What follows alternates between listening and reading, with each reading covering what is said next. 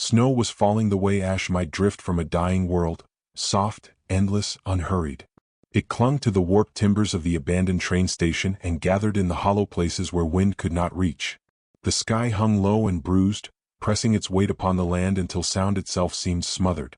Only the rhythmic groan of an unlatched door gave life to the silence. The rails beneath the platform were buried in white, running nowhere, gleaming faintly like bones under frost. Evelyn Harrow stood there, alone in that ghost-colored stillness. Her breath came thin and shallow, each exhale a cloud that dissolved before her eyes. The fabric of her traveling dress had stiffened from the cold, the hem crusted with ice. Her gloves were gone. She didn't remember dropping them, only the shouting, the slammed door, the sudden lurch of the train pulling away. Somewhere in that blur, the last trace of warmth had left her. She pressed her palms against her face, trying to remember the feel of her fiancé's hand before it slipped from hers. But the image blurred with tears that froze before they could fall. She had been promised a new life in Dust Haven, a teaching post, a home, respectability. Instead, she was a forgotten promise standing beneath a half-dead telegraph pole, the snow thickening around her boots. Her heart, once full of careful hope, felt hollowed out. She whispered into the wind, half mad with cold, "Please, someone." But her voice broke, carried off into the whiteness.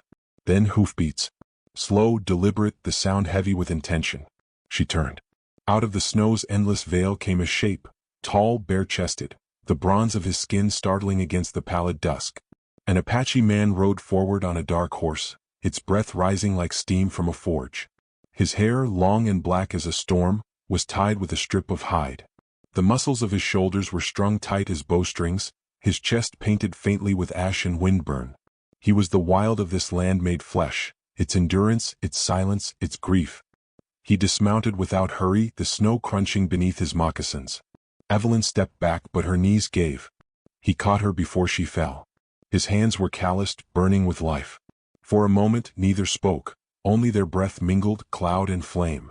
"You shouldn't be here," he said at last, his voice low, carved by long silence. Her lips trembled. "My train left me." His gaze moved over her, not with possession, but with the cold logic of survival. He saw the blue creeping up her fingers, the stiffness of her joints. "You'll die if you stay." "Maybe that's fair," she whispered, the words slipping out before she could catch them. Something flickered across his face, not pity, not yet, but recognition. He shrugged off the heavy hide from his shoulders, a buffalo skin cloak lined with fur, smelling of smoke and pine. He draped it around her before she could protest. The sudden warmth struck her like pain. She tried to speak, but he interrupted quietly, eyes flicking toward the far tree line where torchlight began to move.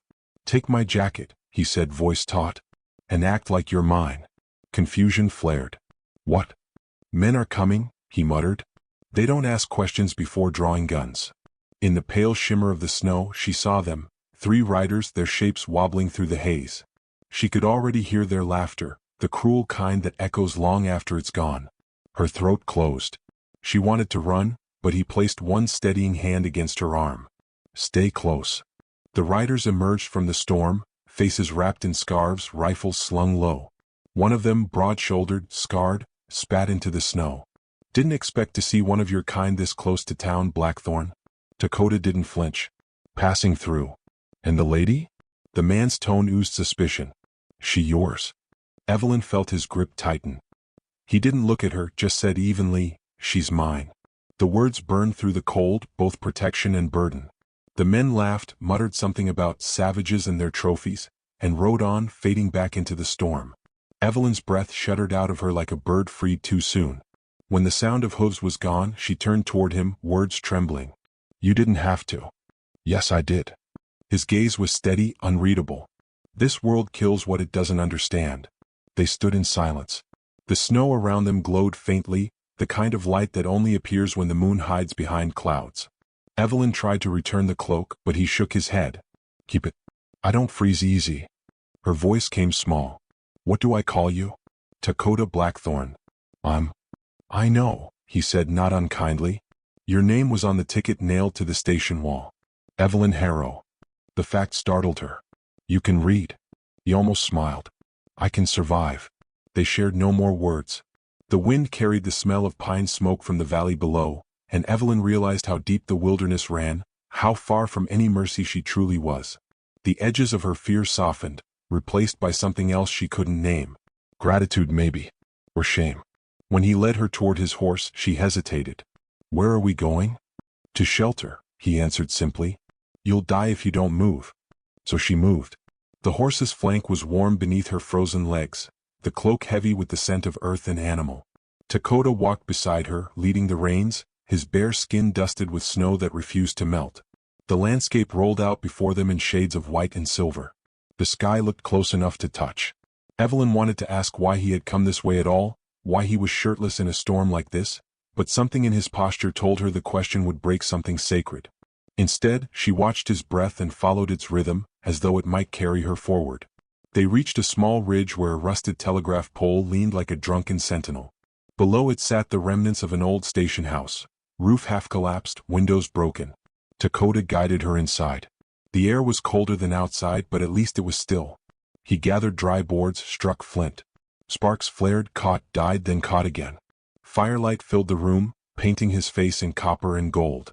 She sat near it, hands outstretched, trembling not from cold now, but from the weight of everything that had happened. He handed her a tin cup of melted snow. She drank. The taste was metallic, pure, grounding. I didn't thank you, she murmured. You're still breathing. That's thanks enough. The silence that followed wasn't empty, it carried a strange intimacy. She studied him quietly, the scar along his collarbone, the steady rhythm of his breath.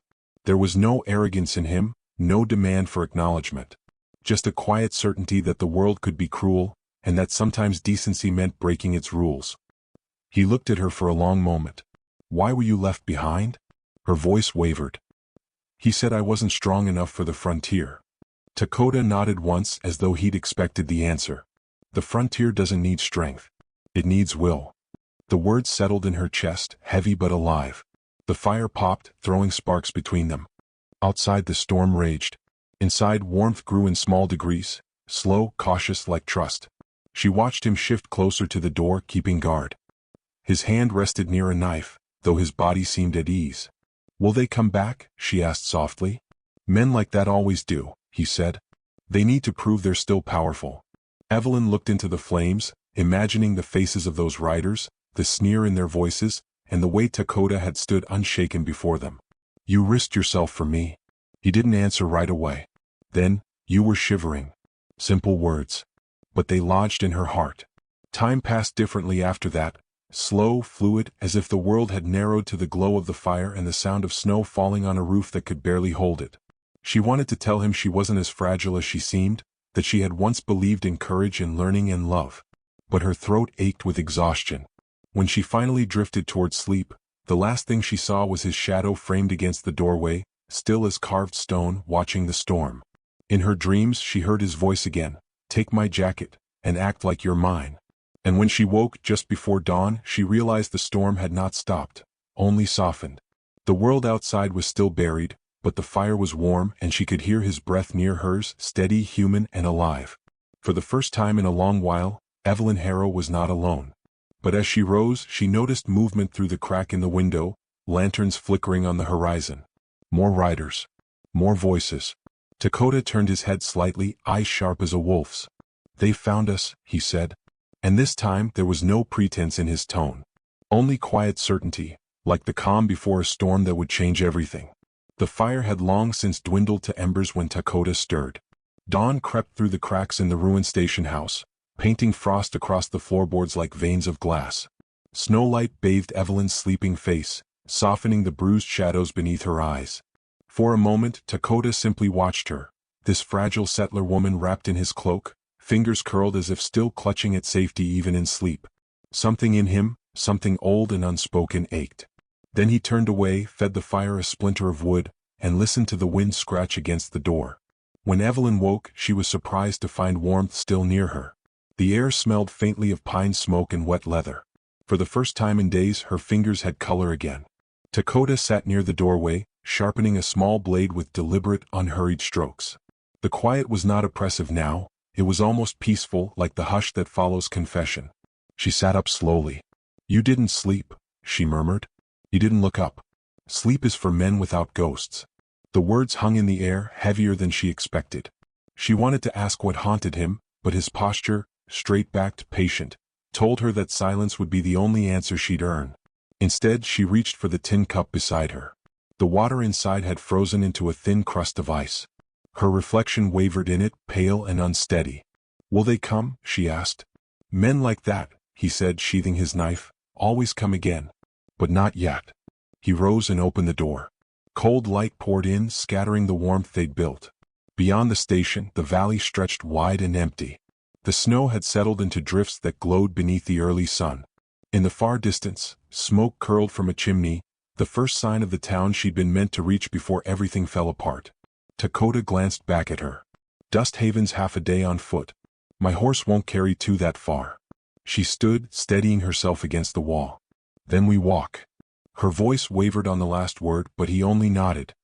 He gathered what little remained, his satchel, the knife, the worn blanket. He offered her a strip of dried venison. She took it without appetite, forcing herself to chew. It tasted like earth and salt, and for the first time since being left behind, she felt the raw taste of survival. They set off through the snow, their footprints trailing behind them like two unfinished stories. The silence between them was not empty, it was full of what neither dared to say. The wind pressed against them, biting, merciless. Yet each time she stumbled, Dakota reached out with quiet precision, steadying her by the elbow without looking at her face. Hours passed. The world seemed carved from white marble, cold and endless. Once Evelyn asked, "Why help me?" He didn't answer immediately. When he finally spoke, his words were slow, deliberate. "When I was a boy, a settler woman fed me after my mother died." She said a full stomach remembers longer than hatred. Evelyn's throat tightened. "And did you remember?" He looked at her then, eyes dark as thawing earth. "I never forgot." They reached the edge of Dust Haven as dusk began to fall. The town was little more than a scattering of buildings, saloon, church, livery stable, huddled beneath a ridge of bare pines. Lanterns flickered to life one by one, halos of gold in the thickening blue. Yet the air changed the moment they stepped onto the main street. Conversations quieted. Doors stilled. Faces turned. Evelyn felt their stares, sharp, assessing, suspicious. She pulled Dakota's cloak tighter, realizing too late how it must look. Her pale hands clutching the hide of an Apache, her body pressed into its warmth. The eyes that followed her weren't kind. A voice broke the stillness. "Well, I'll be damned. Evelyn Harrow, that you?" She turned.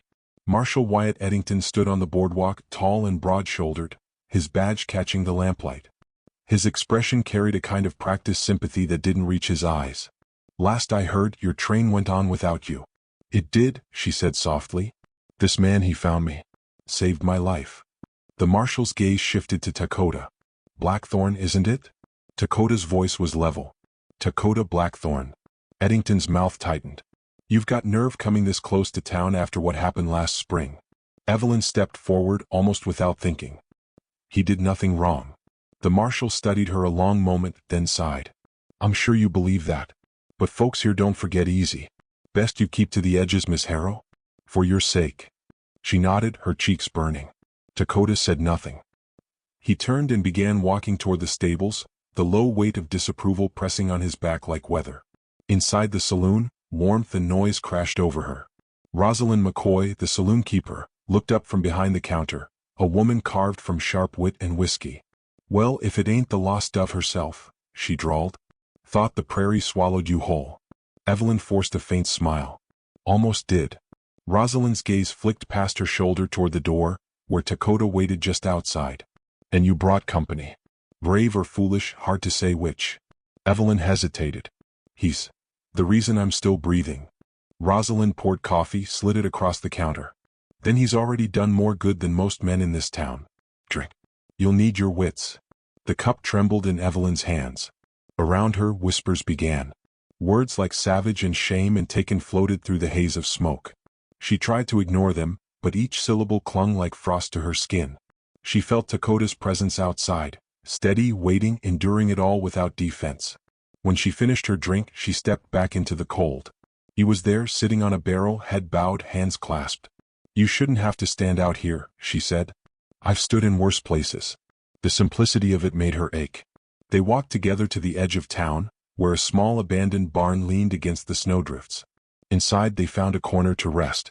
The roof groaned with the weight of frost. Evelyn wrapped herself in his cloak again, the fur heavy against her skin. She could feel the heat of his body even from a distance. After a long silence, she spoke, barely above a whisper. I was supposed to be married by now. I thought if I followed him west, I'd finally be someone worth keeping. Dakota's voice came quietly from the dark. And now? Now I think I don't know who I am without someone to belong to. He shifted, and for a moment she could see his eyes in the dim light, warm, steady, impossibly gentle. Belonging doesn't come from being claimed. Something inside her trembled. Then where does it come from? He didn't answer right away. The wind moaned through the cracks, carrying the smell of distant smoke and horses. Finally he said, It comes when someone sees you and doesn't look away. The words sank deep, spreading warmth that wasn't from the fire. She turned toward him, but he was already looking past her, toward the dim horizon where the town lights faded into black. I'll take you to the marshal tomorrow, he said. He'll know where to send you next. The thought made her chest tighten. And you? I'll go back where I belong. But where is that? She asked. He met her gaze then, eyes reflecting the small flame between them. Nowhere that would have me. Outside, the wind rose again, rattling the old barn door. Snow spilled through the cracks like ghostly sand. Evelyn pulled the cloak tighter and listened to the quiet rhythm of his breathing. She wanted to tell him he was wrong, that belonging was not a place. It was a person who stayed when others walked away. But her voice failed her, and so she said nothing. The fire sputtered once, sending sparks toward the rafters. In their fleeting light, she thought she saw a figure moving in the distance, just a shadow against the snow. Dakota's hand reached for his knife. Someone's watching, he murmured. Evelyn turned, heart hammering. But by the time she looked, the figure was gone, swallowed by white. And for the first time she understood. Safety in Dust Haven was an illusion, and warmth was always borrowed. The winter days in Dust Haven passed like breath upon glass, visible only for a moment before vanishing into the cold. The blizzard had broken, leaving the land raw and hollow, its silence echoing through every narrow street. Smoke from the chimneys curled upward into a sky that never quite cleared. Snow melted along the edges of the saloon roof, dripping into tiny icicles that sparkled like tears. Evelyn Harrow swept the saloon floor each morning before the lamps were lit, her hands red from the cold, her eyes lowered to avoid the stares that followed her. She had traded the schoolteacher's books and fine gloves of her old life for a broom and borrowed shawl. Rosie McCoy had offered her the job with a look that was half pity, half respect. The world doesn't care where you come from, sweetheart, Rosie had said, lighting a cigarette. It only cares how well you stand back up. Evelyn tried to. She worked quietly, spoke little, and smiled when she could manage it. But Dust Haven was not a place where memories died easy, and gossip was as constant as the wind. Dakota Blackthorn came and went like a shadow through the town's edge. He sold pelts to the liverymen, helped mend fences, brought firewood to the preacher's door when no one else would. Yet every step he took drew eyes. Mothers pulled their children closer. Men leaned from porches with words half swallowed. That Apache, they said. The woman's living under his protection. The word protection dripped with mockery as though kindness were a sin. Still, Evelyn found herself watching for him. Some days he brought her small things, a pouch of coffee beans, a strip of leather to mend her shoes. Once he left a single crow feather on the counter, black as ink against the worn wood. He never lingered, never asked for anything in return.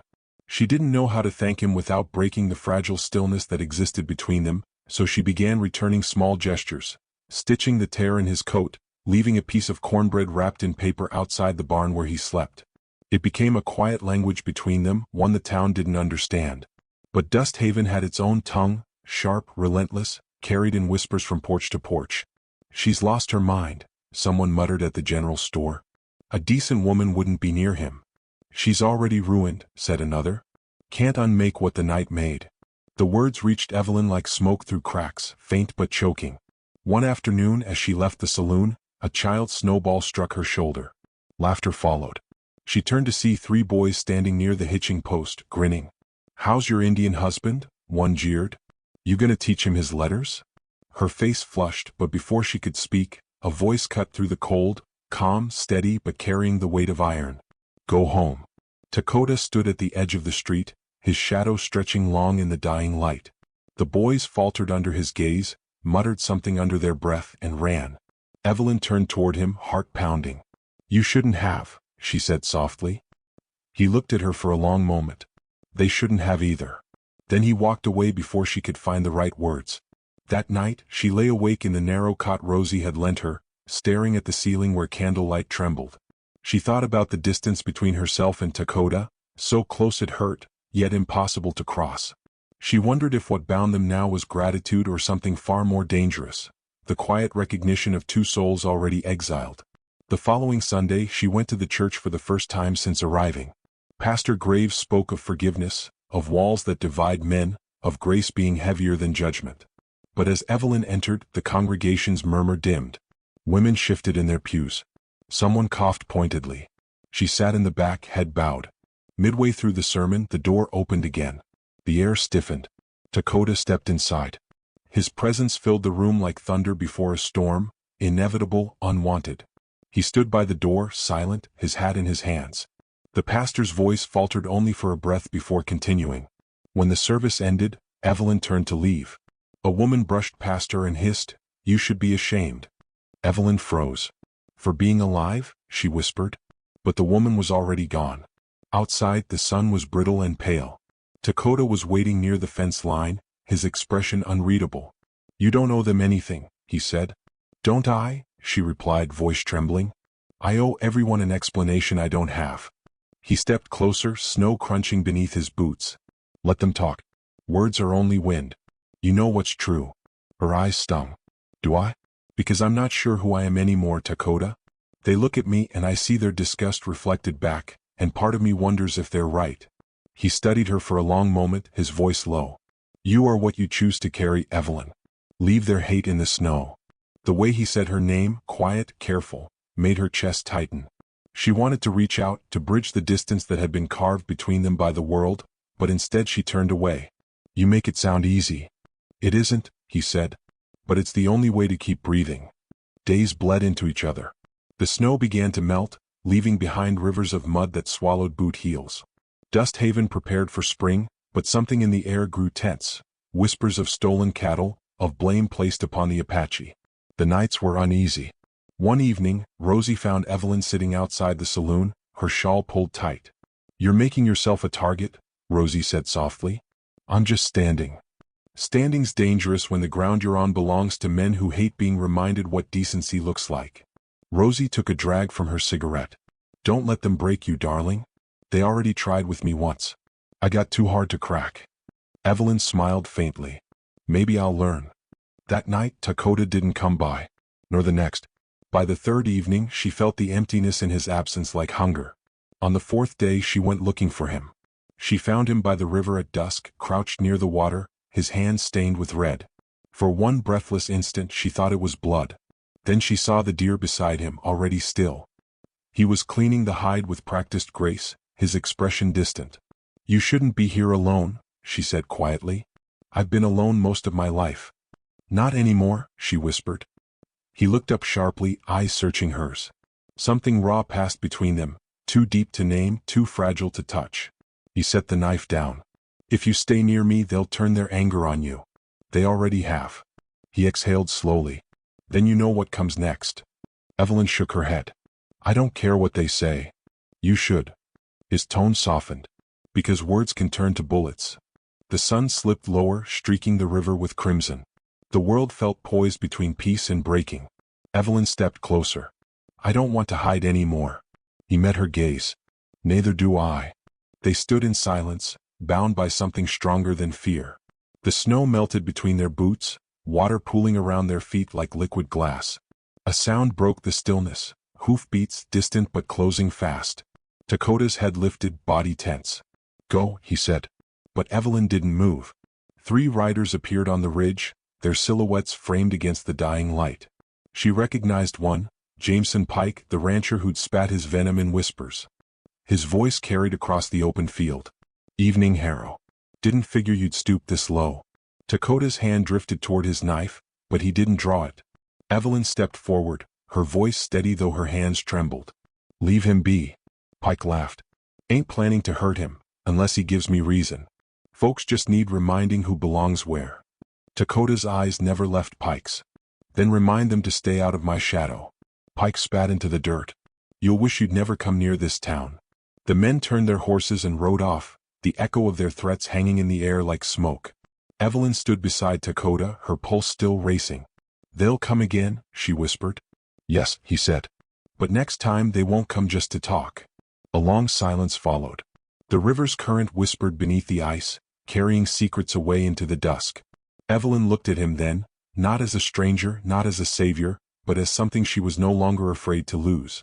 And as the first stars bled through the horizon, she realized the truth she'd been running from since the snowstorm. Dusthaven would never forgive her for surviving with him. But maybe forgiveness was never what she needed.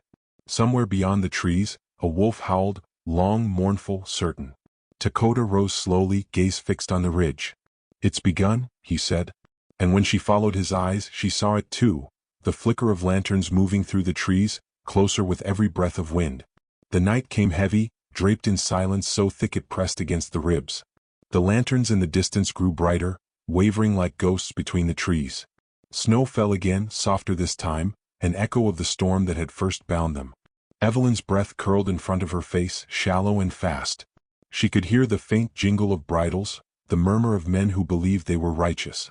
Dakota stood beside her, one hand resting on the rifle slung across his back, his other hand brushing against the scar at his shoulder, a quiet ritual as if touching an old prayer. His expression was unreadable, carved from resolve and exhaustion. "They'll come before dawn," he murmured. Evelyn turned toward him, her heart knocking against her ribs. "Then let's go. Let's ride out before they reach us."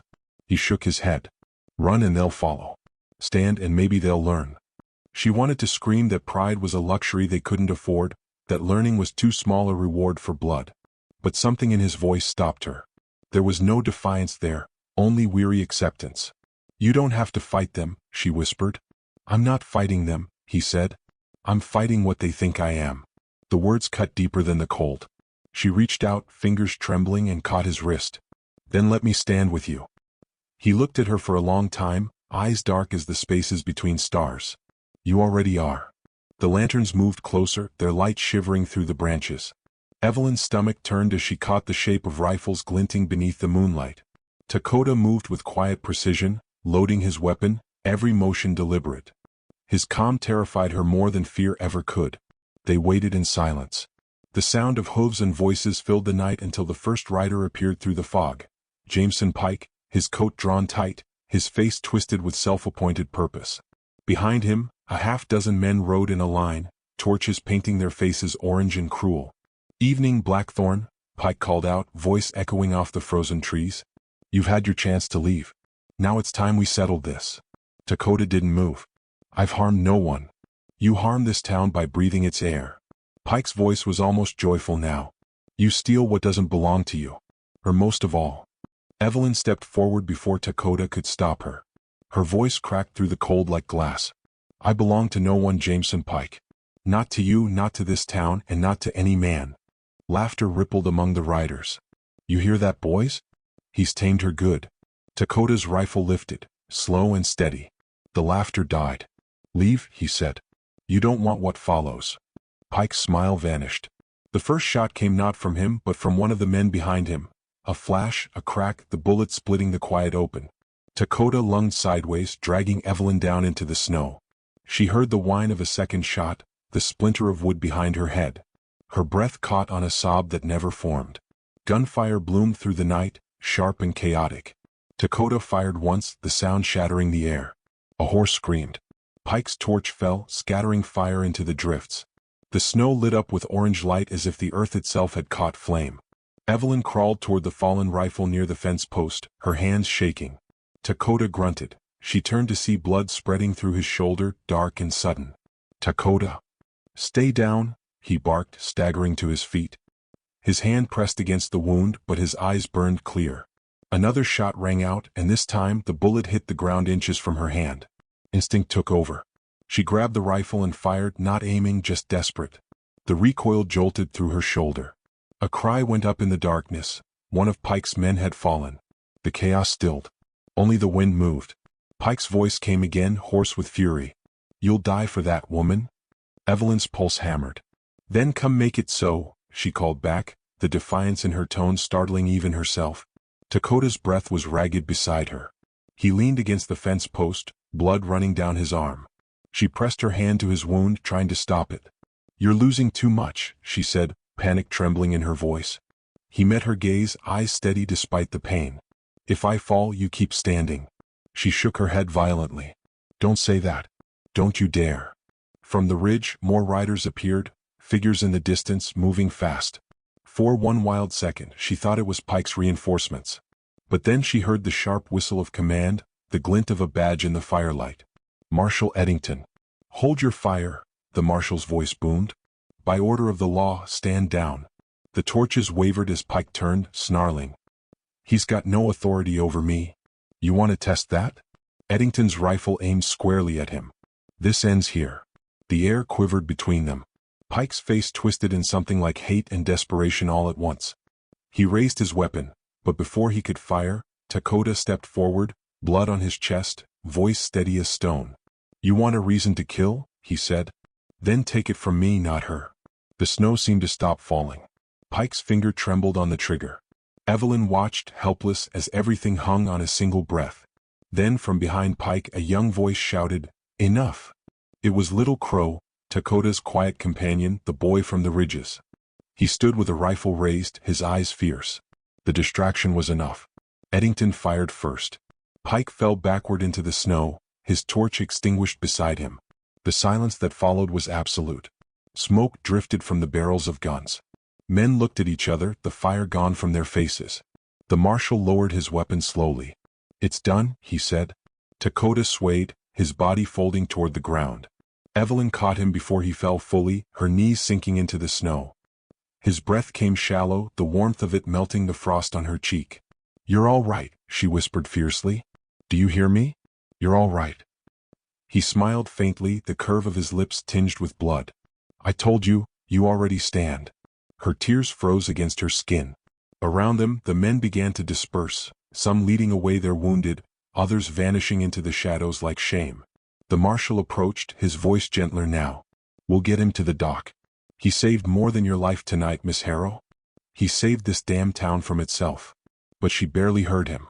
She held Dakota's head against her shoulder, feeling the faint rhythm of his pulse. "Don't leave," she whispered. "Please." His hand found hers, weak but sure. "I'm not leaving," he breathed. "I'm finally home." She pressed her forehead to his, their breaths mingling in the cold air. The snow began again, light, silent, endless. Somewhere beyond the ridge, dawn was breaking, the horizon painted in bruised pink and gold. By the time the marshal's men lifted Dakota onto a stretcher, the first light had touched the snow, turning every drop of blood into a glimmer of rose. Evelyn watched, numb and alive all at once. The town that had shunned them now watched in silence as she walked beside him. As they carried him toward the chapel, she glanced back at the field where it had happened, the ashes of fire smoldering, the snow glistening over the scars. For the first time, she didn't feel small beneath the vastness of the world. She felt seen. And somewhere deep inside her, a truth finally breathed: belonging was never given by others. It was built, slowly, in the fire of what one chose to stand for. Evelyn looked down at the man whose jacket had once saved her life, whose quiet strength had taught her how to live. His eyes fluttered open, just enough to meet hers. "Evelyn," he whispered. "Yes," she said, tears catching the light. He smiled, faint and real. "You can keep the jacket." Outside, the church bell tolled once, deep and resonant, rolling across the valley. Snow kept falling, covering the footprints, softening the blood, erasing the lines between them all. And for the first time, the heart of Dust Haven breathed.